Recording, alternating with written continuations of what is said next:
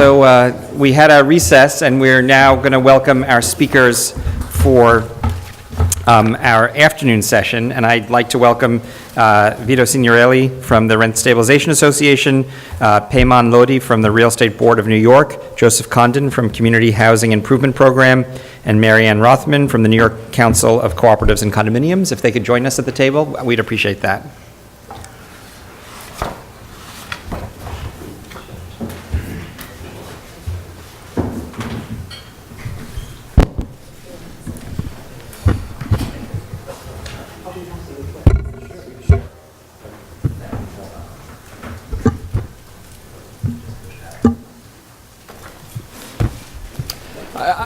I'm guessing that you guys have figured out the order that you're going to present. Is that right? Sure. I've been elected to lead off. All right. Thanks, Vito. We can begin? Okay. And I'm sorry. Does anyone have submitted testimony that they have not yet provided? It'll just be easier, I think, for us if we have it in advance.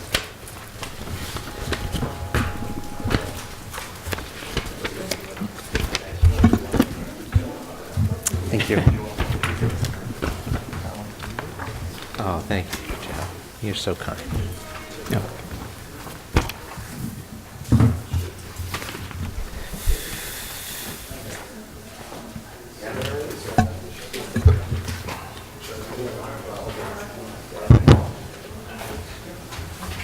I think we passed the revenue out. Thank you. Somebody handed it to us before he got here, so. Thanks, Vito.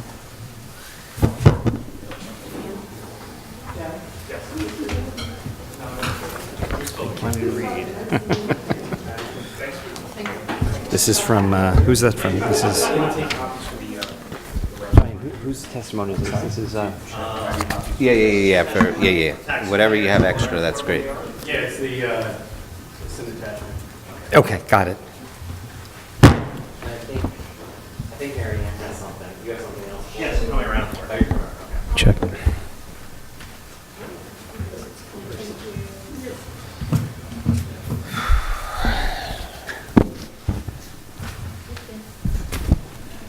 Thanks. Hello, thank you.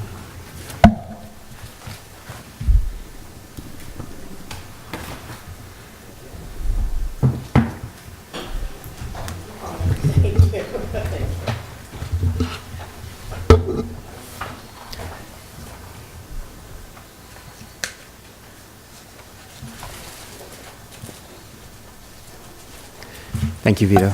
Okay, thank you. I was going to go off script here today, but there's some very important points in our testimony that I'd like to read word for word, especially to our new public members who welcome to the board, and our new chairman, David, congratulations on your appointment.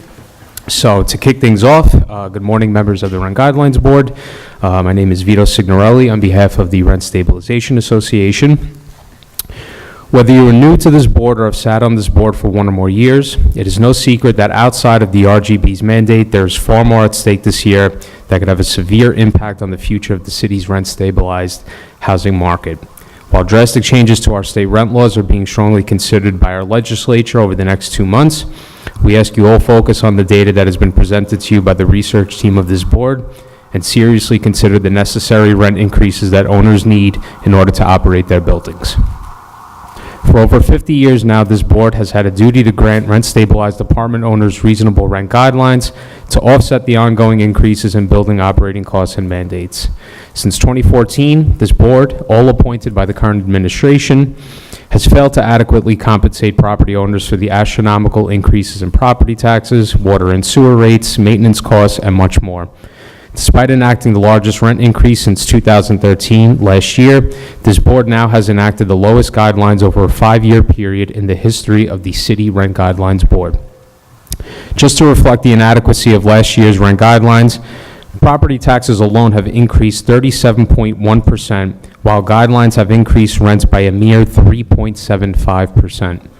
Since Mayor Bill de Blasio took office, we have sat here as an industry and have been told time and time again that rent guidelines have overcompensated owners during previous administrations.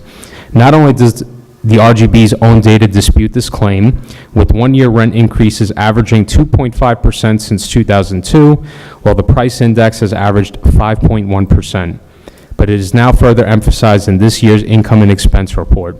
In fact, it is now clearly evident that undercompensation under this administration will jeopardize the economic underpinnings of our rental stock if it is allowed to continue. 3 years ago, we sat before this board after the first rent freeze in city history and warned that a pattern of zero to minimal rent increases would ultimately affect the bottom line of rent-stabilized owners. Diminishing increases in NOI over the last 3 years, coupled with a consistent increase in operating costs, have made this prediction a reality. Last year, NOI was essentially stagnant. With a 0.4 increase, we can clearly see the very real possibility of an absolute decline in NOI going forward as a result of historically low guidelines which have affected the revenue stream for building owners. We have cautioned the board over the years, even prior to this administration, to not excessively rely on I&E data as a foundation for guideline decisions. It is no secret that this data is incomplete and that it does not really measure profitability because it does not include mortgage expenses and that it includes incomes from all sources, such as MCIs, but does not consider expenses associated with those income streams. Most importantly, it is truly difficult to get a better grasp of the profit margin of stabilized buildings when buildings with only 1 to 10 units, which make up 1/3 of the rent-stabilized units throughout the city, continue to be excluded from RGB studies.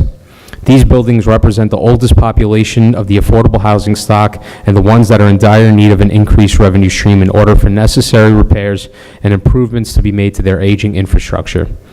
The vast majority of RSA members are immigrants or the children or grandchildren of immigrants who came to this country with the dream of one day owning a building and passing it on to their families.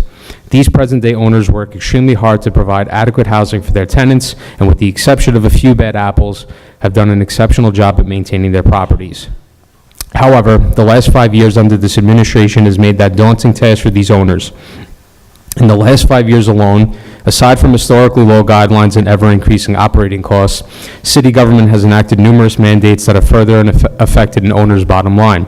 These mandates include, but are not limited to, Local Law 66, which has ultimately affected fuel costs, as well as amendments to Local Law 84, which now requires buildings of 25,000 square feet or larger to meet annual benchmarking requirements. Because of the amendment to Local Law 84, to reflect these buildings, thousands of additional smaller buildings throughout the city are required to meet these energy mandates. Aside from the difficult landscape that the city has created, it's almost impossible not to forecast what is soon about to unravel on the state level. Although the specifics are not set in stone, if state lawmakers achieve their ultimate goals, the consequences of the rent reforms will hurt the very people they are trying to protect. On the surface, the elimination of MCIs and individual apartment improvement rent increases may sound beneficial to tenants, but it will ultimately have the opposite effect. Owners need money to operate their buildings, period. The potential changes to these laws, on top of continued inadequate rent guidelines, will undoubtedly lead to disinvestment.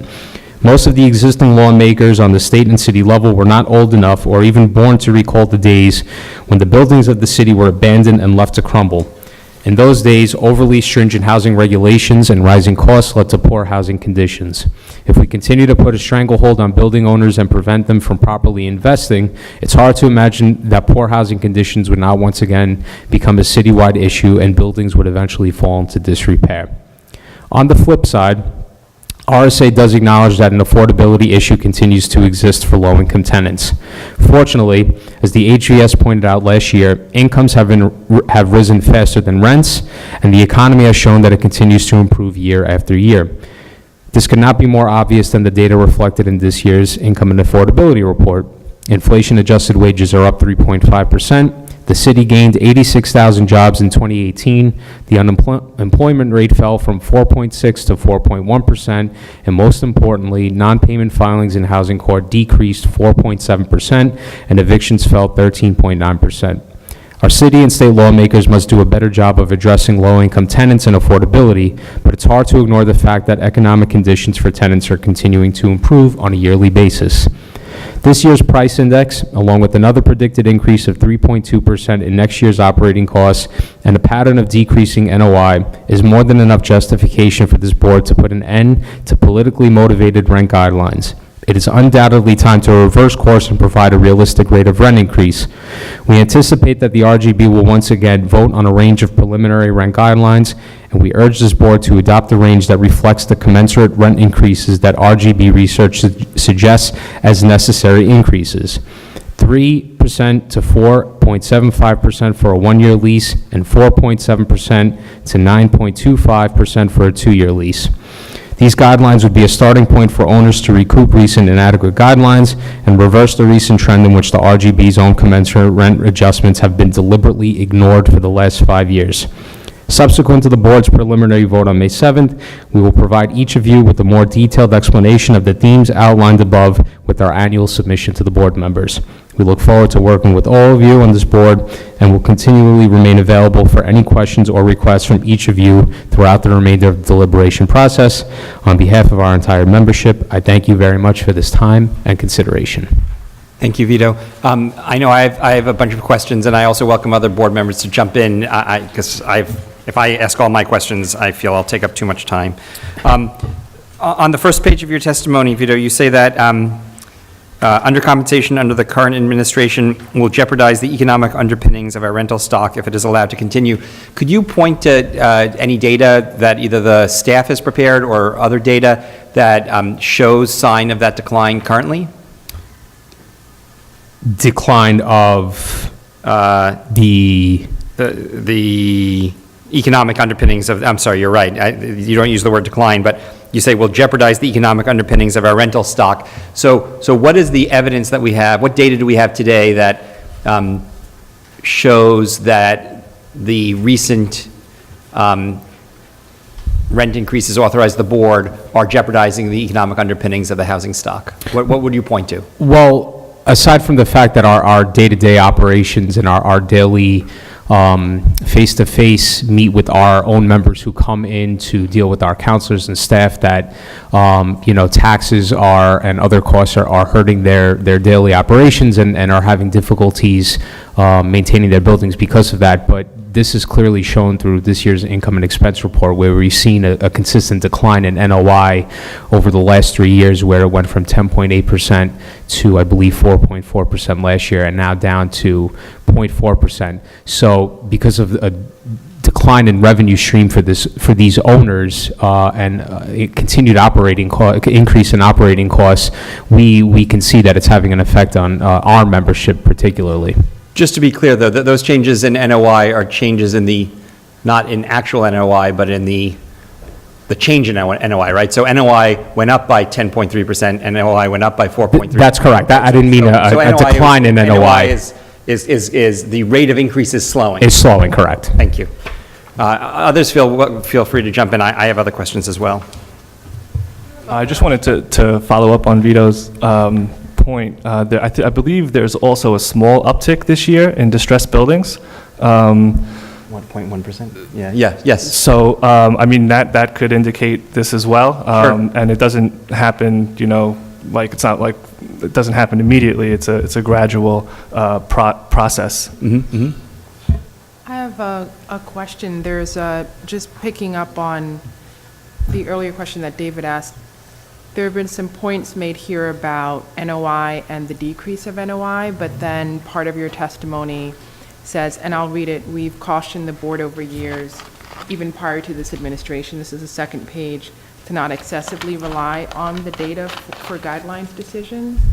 So I just want a little bit of clarity about, are you using the Rent Guidelines Board data or should we use the Rent Guidelines Board data to justify a further increase, or is it not reliable? Well, an argument we've been making over the years, and as we mentioned prior to this administration, is that it's tough to get a real grasp of what's going on in the majority of the rent-stabilized buildings, considering that buildings that are 1 to 10 units are not considered in these reports. But something that we did caution, especially under this administration, about the slower pace of NOI is that low guidelines would ultimately affect that, and we caution, not to rely too much on that data, because it's tough to get a better understanding of the revenue stream for owners when the biggest portion of those owners are not taken into consideration. I'm sorry, I was going to follow up on that. So Vito, just you've on the 2 years or now the third year that I'm on this board, the RSA has made this point, and I think it's being taken seriously. If we wanted to try to collect data about the 1 to 10 unit buildings, what would you recommend that we do? Like, because they don't have to file with finance, but would you recommend that the staff do a survey, some kind of sample of 1 to 10 unit building? Like, what would be the way to determine whether 1 to 10 unit buildings have increases that are different from 11 or greater unit number of buildings? Well, one thing we do encourage is that obviously this board sends out the survey every year to get a better sense of expenses. We encourage our members to fill out that survey, but perhaps there can be a supplemental survey that's dedicated strictly to building owners with less than 10 units to get a better sense. And we can do our part so that we, continue to urge our membership to send in that information to this board, but we would put even further emphasis on that because the vast majority of our membership in particular are owners of buildings with 10 or less units. Thank you. Sorry, May. It's okay. Can you share with us approximately how many owners of rent-stabilized buildings there are in New York City, and roughly how many owners of buildings of less than 10 units? Like, what's the order of magnitude that we're talking about here? Do you know that number offhand? I think One of the members gave that. this is just off of the top of my head. I mean, I've looked at the numbers, but I can't specifically recall them.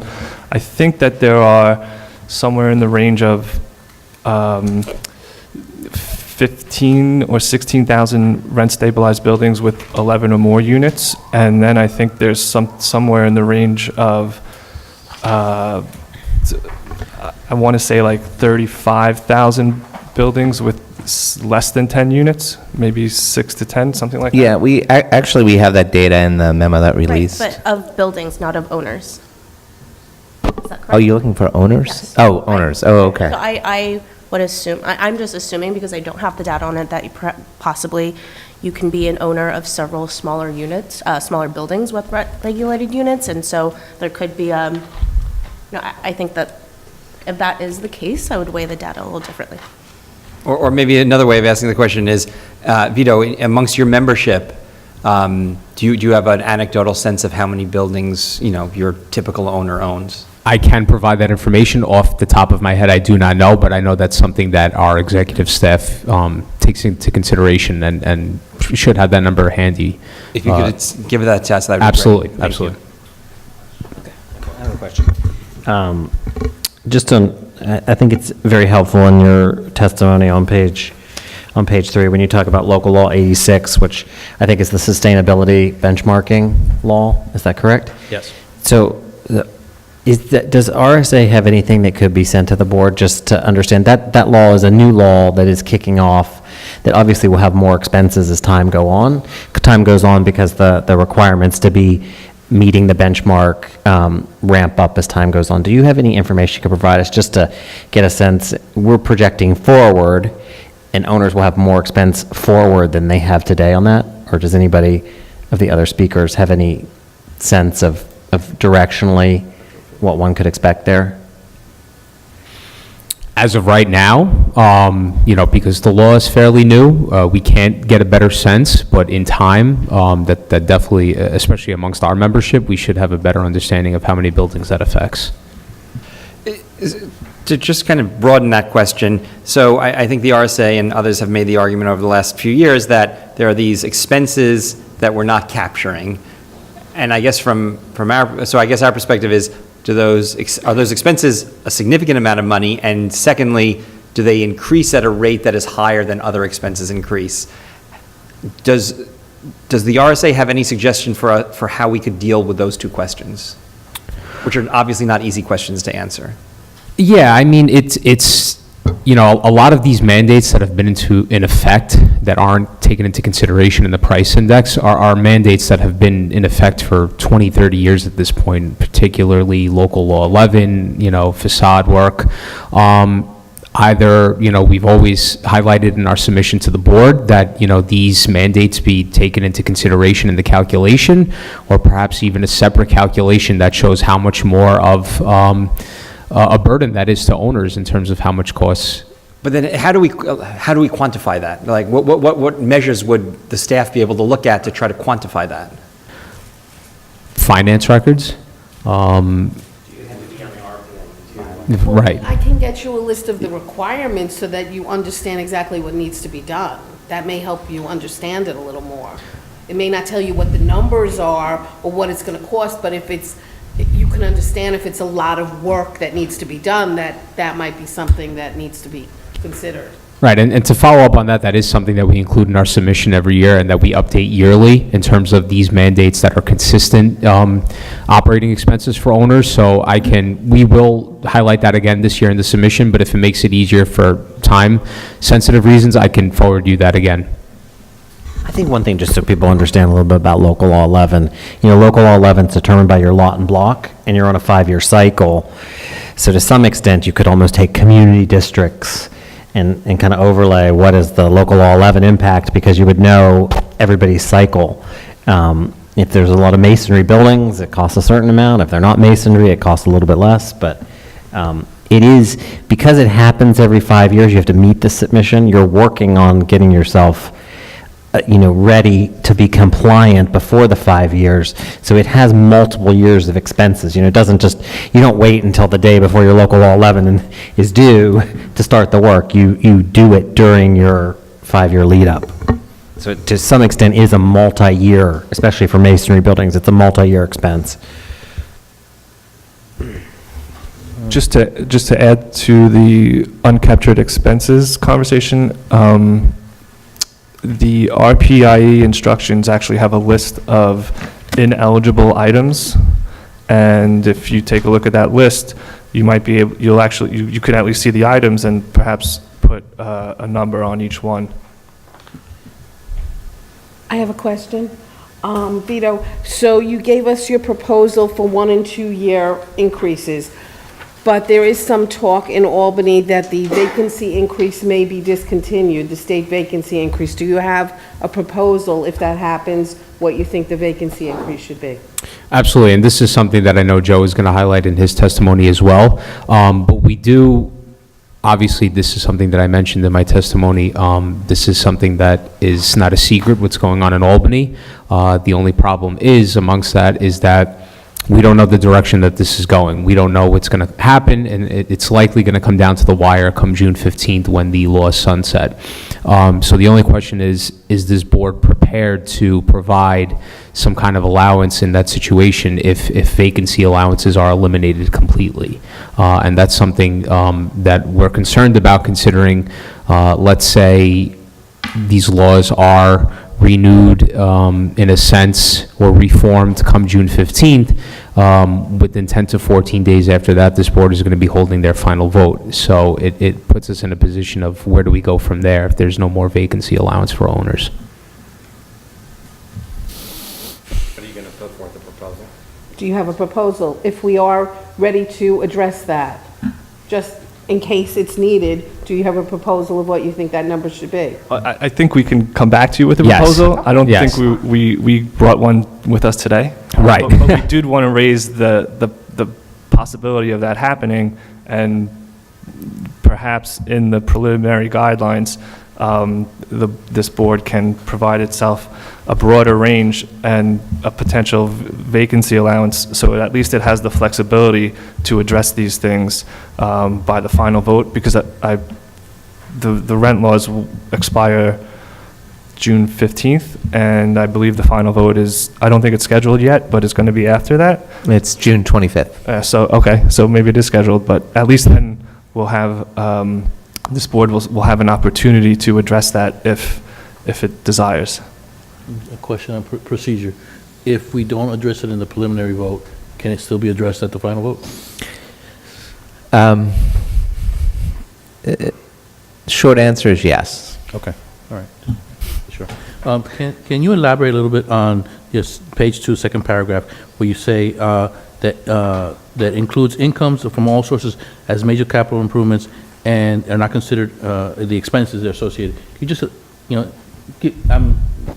I need to know what you mean. Right, so the rent increases that are calculated by any MCI work done is taken into consideration in this expense report, but the costs to actually perform the work are not taken into consideration in the data.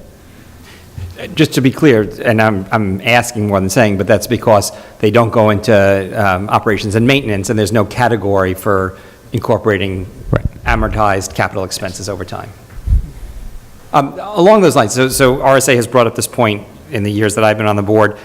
Any idea of how we could capture that better? Any idea what we could do to capture those expenses and take that into account when we look at the health of the building stock? Sure. I mean, that's something that we suggest that, the research staff to consider, but the amount of work that is done through major capital improvements, is substantial. Perhaps, there could be some kind of arrangement with DHCR where they, calculate all the work that's done, expenditures. That's not something I'm prepared to offer an exact idea on, but I think there's various ways that this can be done. I think there is clarity, though. I mean, these items do get depreciated on certain schedules, at the kind of federal taxation level. There is clarity on how much you can depreciate a boiler on how many years versus you could depreciate other things. So there are things in the public realm that are methods to figure out how to, put these things quantified over time. But then the cost is still put onto the tenant permanently, correct? Or is that? That's correct. So though the depreciation, you got a boiler 20 years old, you're still paying for the boiler, that's been paid for. But question to you, would you happen to know how many units at this point are affected by capital improvements in your membership?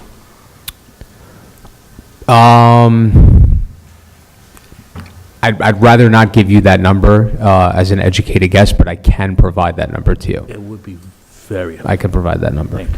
So just so you know, we've requested as much information as we could from HCR, and really, if I'm not mistaken, and Andrew can correct me, we've been given one number, two numbers. This dollar amount of MCIs was requested in a particular year, and this dollar amount of MCIs was approved. That's all we know about MCIs, if I'm not mistaken. I think the staff has struggled with this. I mean, I think we hear what you're saying, but if RSA and the other organizations were able to kind of say, hey, here's a way to look at this number, and you should consider that, I think the staff would respond to that. But we do not feel that we have enough data to do something meaningful, given the critique that you've made. No, of course, and for the most part, that's the majority of the information that's provided to DHCR, even to us as well. But we are capable of, vetting our own membership and the data provided through our rent registrations and other things. So I will speak to Jack Freund about something that we could possibly put together and get a better sense of more information with regard to major capital improvements. I would say that what your point about the ownerships of buildings with less than 10 units is very important in my thought pattern. I've owned a house of 3 families, so I know what it's like to have a small, investment. So if you can kind of also focus on that and say, this is how many, if you have it, how many units are with rent stable, with MCIs, and how many are within those small land, small owners. And the other key question, I think that my colleague said, that how many of those, not just buildings, but are landlords. So I can end up owning really, 5, 10 of those small buildings, and it's a different. You're looking at that at a different way. I mean, it's running a huge business compared to me living in a small and paying my mortgage and actually living there and sustaining it. So that's a different kind of situation. And I understand, your argument there, but that is something that, like I told May, that it's something that we will try our best to put together, that information as much as possible. Because these are the owners, although the members of our organization are various owners, various building sizes, these are the owners that we work with on a day-to-day basis. They represent the vast majority of our membership, the smaller building owners, so. I feel like it's a hot bench, isn't it? It's like maybe you'll be on the Supreme Court. Does RSA keep any data on profits? Owner profits? No, we do not.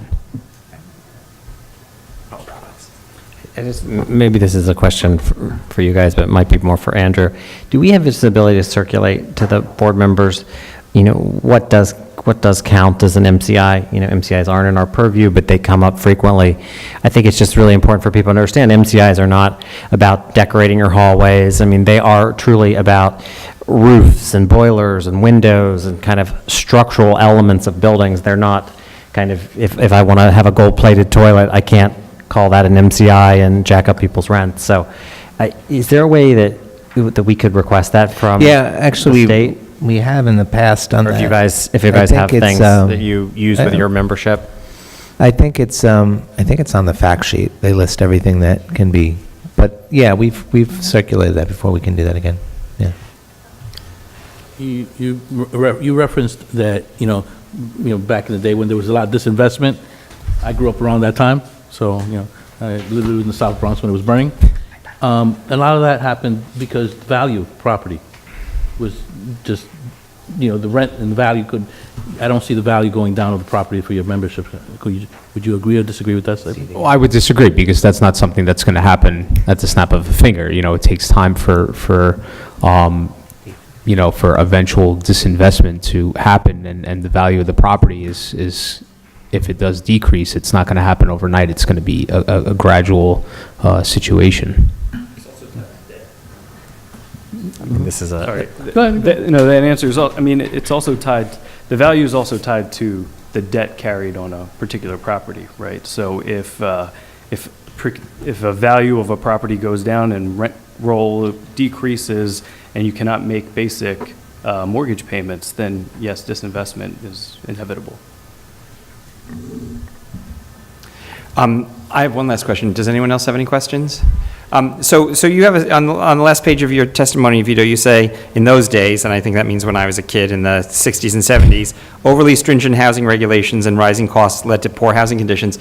My understanding of those days was that it was more macroeconomic issues, that you had, massive loss of jobs and dramatic loss of population going from 8 million to 7 million, and it was those macroeconomic trends that drove the worsening conditions in the housing stock. What evidence would you point to say that it was overly stringent housing regulations and rising costs that led to that situation? Well, that was, at a time, again, this, as you can see, this was before my time as well. So, obviously the regulations were at that time beginning to change and strengthening in terms of what building owners were permitted to do. Off the top of my head, I can't say that out loud, but, if anybody else here on this panel can emphasize on that a little bit, I do know that the regulations were stronger at that point. I think you can take also, again, you're right, there are larger macroeconomic factors at play, but I think if you take a look at housing and vacancy survey numbers over time, and from the last time the rent reforms were dramatically changed in the early 90s, you saw the city's dilapidation rate of its housing stock fall precipitously, and so now we're at our lowest rate citywide. And so I don't think it's a stretch to look back at history and say that policies and regulations that restrict a landlord's ability to reinvest in its property will lead to further decrease in housing quality. I think it's not really for this board, but if you wanted to answer this question, the Furman Center has a good paper on multiple economic cycles and what happened with real estate sales prices. It was written before 2007, and it deals with the 70s. There were still in the 70s many neighborhoods that had price increases year over year. There were some neighborhoods clearly that didn't, as the Bronx is burning example. But it really deals with the macro trends of the period, and then also places that did better and places that did worse, and kind of why they did. They all lived under the same regulation, though. Thank you. Yeah. Thank you, Vito. Payman, are you going to be next, or it's up to you guys? I'm the rookie here, so I'm going to defer to the Okay, vets. fair enough. Go ahead, Mary Ann. Do you mind if I go next? I have to. Not at all. I have a conference call at 2:30. I'm Mary Ann Rothman, the Executive Director of the Council of New York Cooperatives and Condominiums, and I come to see you each year to remind you that co-ops and condos have lots of rent-regulated tenants in them, and to bring you our comparative study of operating costs to show you that costs rise all the time. And co-ops and condos, which basically operate at break-even, but with sensible reserves to maintain the buildings, are, I think, a good indication We can email it to of her. a normal set of costs. And I think on top of that, that the owners of rental property should be entitled to a modest profit on the buildings which are their livelihood. You have my written testimony here. That's the essence of it, but if you'd like me to read it into the record, I'm happy to do that, or to answer your question. No, it doesn't need to be read into the record unless you want to highlight anything. I think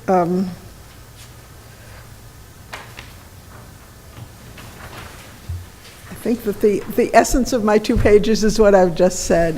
Thank you. And my testimony is in the little booklet. We take the financial statements from as many co-ops and condos as we can get, varying a little bit each year because some send them, some don't. But it's more than 1,000 buildings. In this study, so statistically it's interesting. We compare the operating costs on $1 per room per year, not just to confuse you, but because it is, it's a number that we feel boards of directors can understand and relate to. And then after the raw data in each of the categories, there's a 10-year recap chart showing the average, the median, and the percentage of budget. And the categories there are East Side cooperatives, West Side cooperatives, condominiums in Manhattan, condominiums outside Manhattan, small buildings in Brooklyn, small buildings in Manhattan, and 2 more, lofts and larger buildings, larger cooperatives outside of Manhattan. So the categories have developed over the years for homogeneity. We've been doing this since 1980, and it's an interesting set of statistics. If you don't mind asking. Go ahead. one, Just because it's new to me, right? And how does a co-op end up being in, because I'm just thinking of classic co-ops, everybody buys their apartment. How does that end up being in a rent-stabilized apartment for the most part? They were Maybe I conversions. should have. Conversions? Rental since- tenants who have rights to stay. So grandfather tenants that. From For the the most very part. beginning of co-op conversions, senior citizens and persons with disabilities could opt out. And then in 1982 came a massive change in the law which allowed for non-eviction conversions. So any rental tenants who wish to stay on in their apartments could opt out of the Co-op. conversion process and live in their live under our apartments. So jurisdiction. something with co-op, it's not a dying, as long as There it's converting. are co-ops- Converting, it'll still be growing in, okay, thank you. There are Just still needed to know. co-ops in the city that are more than 50% rental tenants, which, it creates tremendous problems for the co-op because it means that the developer Manager. or investor who owns those properties has enormous influence over what happens to the Little building. tenants, gotcha. Do you know about how many rent-stabilized units are in co-ops and condos at this point? I Or don't order of have, magnitude? a lot. There are buildings converted 30 and 35 and 40 years ago that still have a goodly number of rental tenants. And I don't know if you've ever heard of the Jennifer Realty case, but that was brought because a sponsored developer sold only the requisite 15% of the units, and despite requests from insiders and requests from outsiders, never, ever sold another apartment. So there's a 15% converted, I think, 66-unit building forever and ever. That, It's frustrating. Thank goodness it's not typical. Thank goodness once a co-op is, say, 65 or 70% shareholder-owned, banks will lend for the purchase of apartments, things like that. You had mentioned that you did a breakdown by small buildings in Manhattan and small buildings outside of Manhattan. Could you generalize at all about how those small co-op and condo buildings or co-op buildings differ from other buildings that you study, that you break down? Well, first, I will open my comparative study. Okay, and yeah, if you point us to where you want us to look, that would be helpful. Because I'm asking because this has been an issue about whether we're not understanding small buildings sufficiently. Small cooperatives in Manhattan, the raw data is on pages 34 and 35, and then the 10-year recap is on 36 and 37. And I think what I'd call your attention to is the look in the recap. Would you guys like copies? Yeah, sure. I'm sorry. So you're directing us to 36 and 37? I'm sorry? 36 and 37. Uh-huh. This is fun. I haven't taught school in years. Look at the percentage of budget as you go across, like the statistics for 2017. Labor is 4.5%, heat is 6%, et cetera. And compare that to larger cooperatives in Manhattan, east side or west side, you're going to find that labor is much closer to 20 or 25% of the budget. These are dormant versus non-dormant buildings, basically. Okay. Yeah, well, staff versus no, next to no staff. So just, I'm just thinking this through. So small buildings have less exposure to labor, so if labor is increasing more quickly than inflation, it will show up less in a small building. And then you walk over to real estate taxes, which is, 4 columns from the left, and small co-ops in Manhattan, the real estate taxes are average 42.5% of their budget last year. Kind of scary. Wait, where is that? Debt service, interestingly, in the old days, and I've been doing this for all these years since 1980, it used in a building with staff, it used to be 25% labor, 25% property tax, 25% debt service. Taxes are taking over, and debt service is a lower portion of it. Is there anything that you could point to for the small co-ops and the small co-ops in Manhattan and outside of Manhattan where costs for the small buildings outpace the costs for the big buildings? The rate of change? Base in dollars? No, that the rate of increase is greater for a small building in a category than it would be in a big building. Off the top of my head, I don't necessarily think so. I mean, my first instinct was to say property taxes, but of course, in buildings of 10 units or less, the property taxes are constrained, so They have a that cap, factors yeah. in there. I haven't looked at it from precisely that perspective. I'll sit down with my booklet tonight and see if I have anything to add. Yeah, if you do, if you could send that to the staff, that would be appreciated. Thank you. I just have one thing so just for clarity, the people or the buildings that participate in your study are all basically nonprofits. They're not buildings they're running strictly to maintain the building in some type of reserve for future replacement. And I think probably what's even one more step below a nonprofit, this doesn't have any type of corporate overhead that, even a nonprofit has a corporate overhead that has to be paid for and run. co-ops and condos are all run by volunteers. I serve on my condo board, and it's sometimes a thankless job, but everyone does it as a volunteer. So to some extent, it's even a better deal than a nonprofit. All the time.